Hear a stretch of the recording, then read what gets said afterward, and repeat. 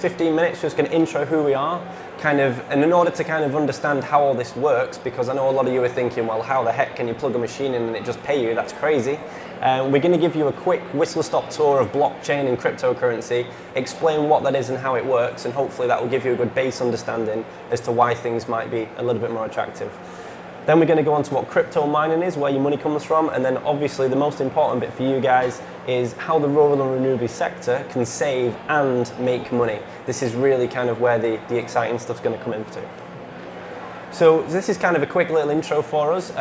We're unlike the guys over there. I've got existing companies for a little bit longer than we have. I founded the business just in 2017, so it was in September last year.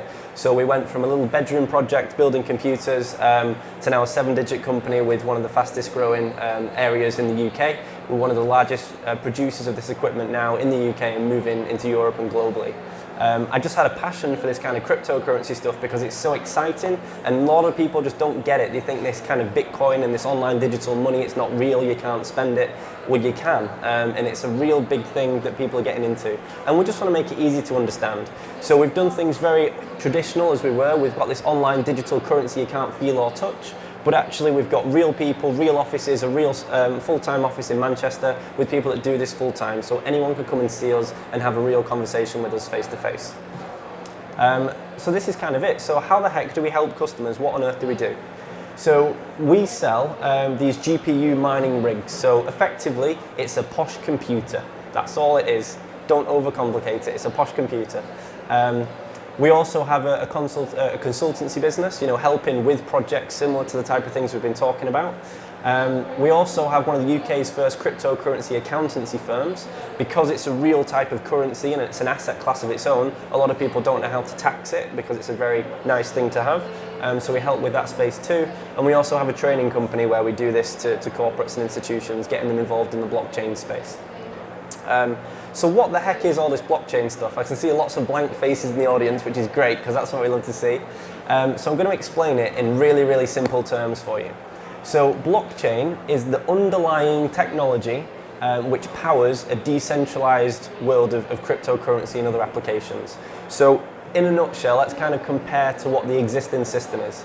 So in the existing kind of data and financial system, what we have is, it's called a centralized system. So if you imagine, say, your bank that you bank with, all your banking information is stored centrally on their servers, databases, wherever it may be. So, this is sometimes when we get a 12-year-old who's amazing at computers hacking a bank server, you can have a problem with everyone's online banking because all the data is centrally stored in a single organization's control, let's say, which has some advantages but also an awful lot of problems. That data is stored. So if I wanted to pay, anyone in the audience, it would go from my bank account to their bank account, and ultimately I can't pay someone directly. We have to trust the banks in the middle. There's a third party between that system. So it's a centralized system. So what blockchain kind of does, so this would be an example of, maybe a bank server or Amazon or Microsoft or someone that has this huge amount of computer power. It's very easy for us to order a toothbrush off Amazon the next day and it just magically turns up. We don't see the physical computer power that powers that, but this is the centralized systems that we have. Very expensive infrastructure, as you can appreciate. So what the blockchain has now done, the blockchain in definition, it's basically just a chain of blocks of information, hence being called the blockchain. The financial system and the blockchain system has changed things to a decentralized system. So it isn't owned or controlled by a single individual or an entity. It's kind of distributed power. So in order for me to pay someone directly, I can now do that. There's no intermediary body whatsoever. It's the first time ever, historically, we've been able to do this. So it's not just a form, many of you may have heard of Bitcoin as a payment mechanism, but the blockchain is the underlying technology in which all new data transfer can be done.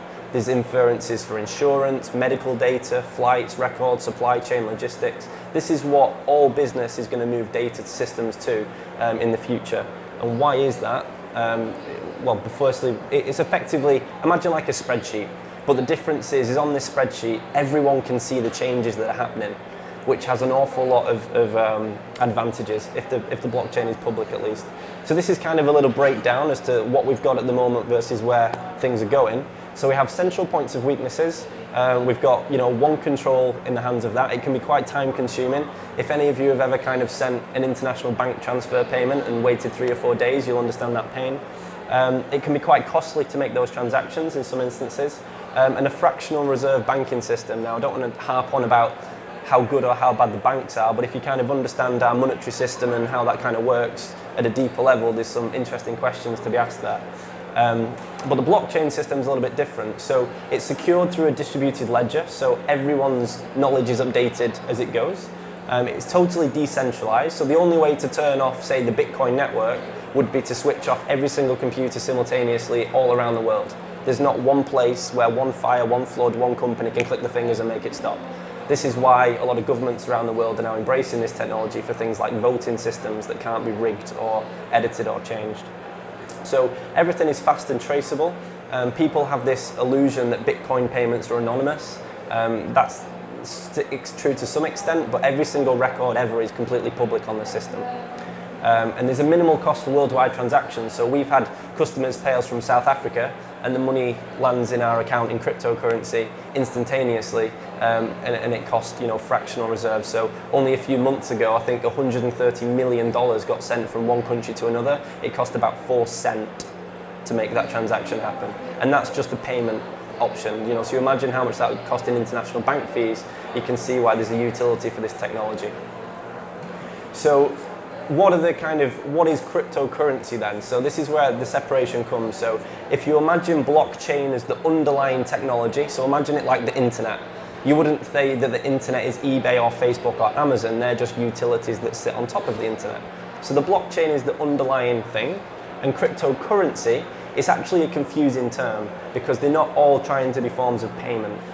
So there are some coins out there, cryptocurrency coins, which are just normal businesses that are using this technology, like for insurance, like for data transfer, like for all sorts of really cool stuff. So this is effectively cryptocurrencies. So you might be familiar with Bitcoin or Ethereum or Litecoin or some of these things.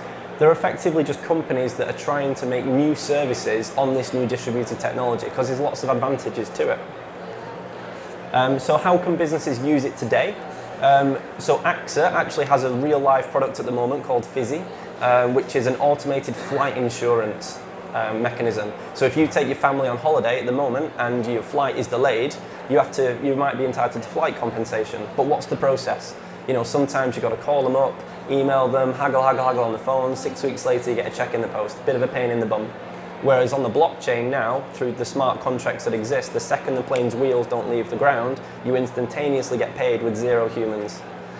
So you can imagine that the implementations for that for supply chain, logistics and all the type of sectors. Storing and data of medical records, that's something the NHS is looking at the moment to move it to this new type of mechanism, and then supply chain and traceability. These are literally 3 of thousands of uses for this new type of data technology. And people often think, can you actually spend crypto? Yes. I'm able to take my staff out and play for lunch with it. I bought my car, in some elements of that with it.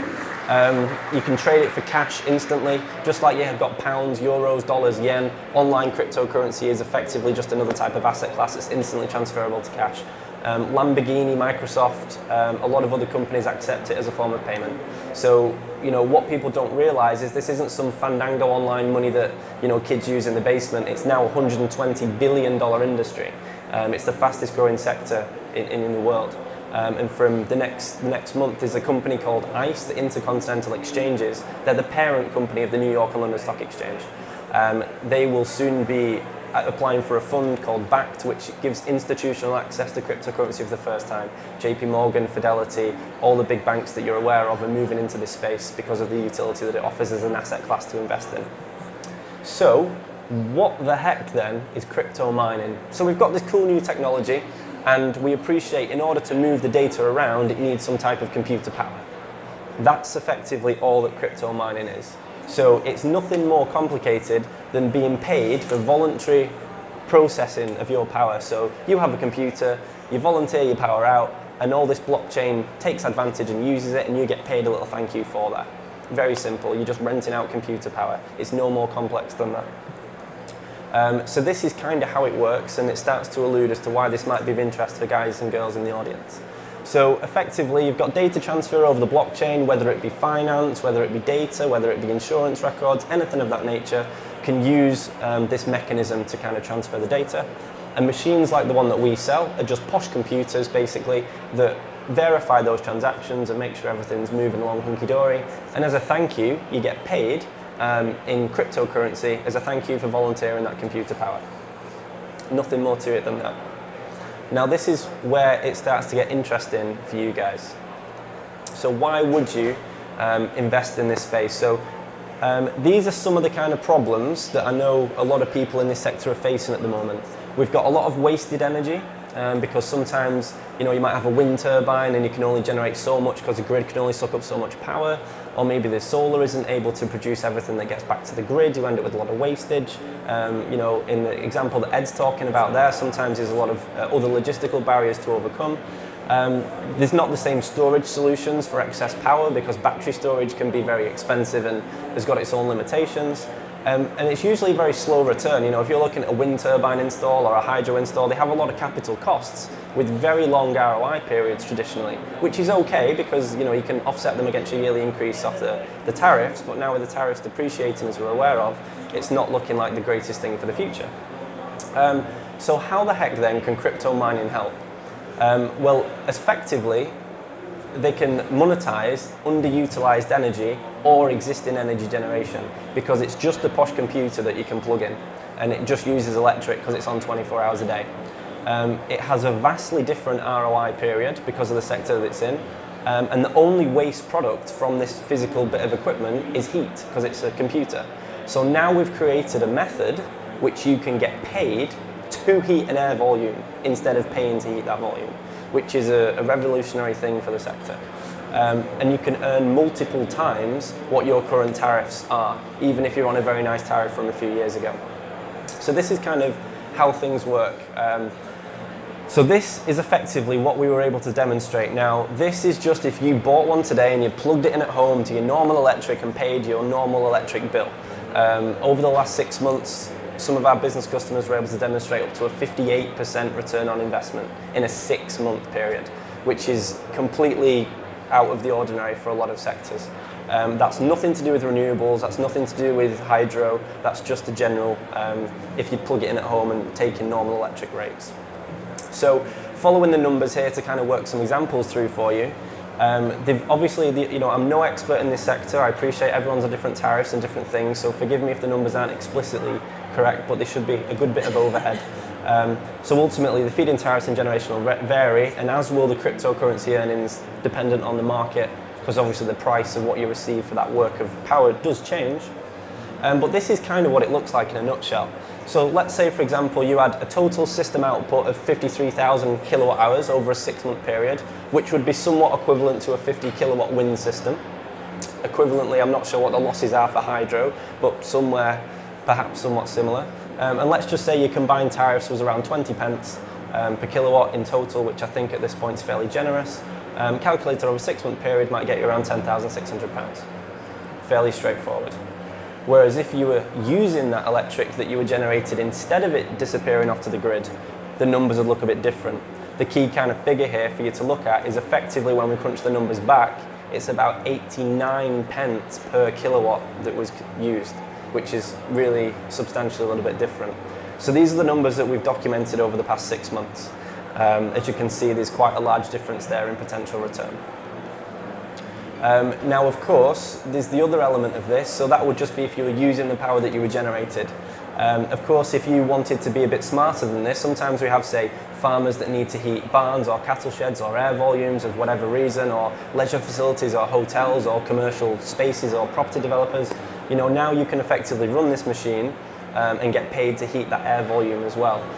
So effectively, instead of paying to heat a space, you can now get paid to heat that space as a byproduct of your electric input. So it becomes an additional revenue stream and it maximizes these things. So hopefully you can kind of see why I'm excited about meeting with a lot of you guys today, because these products can go together in such a synergized way that it becomes a really attractive, affiliated product with what you already have or may wish to have in the future. So again, the only waste product there is heat. which can go to kind of barn buildings, warehouses, office space, dwellings. We've got some property developers that have put this in the basement and then use heat exchangers to heat the building for free, or commercial uses for, say, carpet warehouses where they've got staff in and now they get to heat the staff for free instead of paying for these very expensive gas heaters for the air volume. So it's an interesting thing. So this is kind of a bit of a top-up. So I appreciate those numbers look pretty ridiculous, considering for the sector you're looking at squeezing 1 and 2 pence here and there. But this is a revolutionary new technology sector, and ultimately it's a growing sector, and this is now needed to continue. So, without kind of getting very confused on how everything works, effectively what you're looking at getting involved with is buying an internet server in 1995. If you believe in the future of where that was going, what it's used for and how it works is somewhat irrelevant. If you believe in the future of cryptocurrency and blockchain and its technological applications, it requires computer power to provide that network with power. And ultimately that's the equipment that we sell. So this has been around now. Bitcoin mining was the first iteration of this. That's been around now 10 years. This isn't something that's just disappeared overnight. It's just that something now, it's got to the point where the market's matured to the point where there's a very realistic demand of this for the future. And if we can combine this with renewables in order to kind of continue that, then that's something that I'm very keen to have conversations with. So I hope that was something new for you and something a little bit different. So obviously, hopefully we'll get some questions, but we're over at the stand as well at 75 if you have anything more to do. So thank you very much for your time.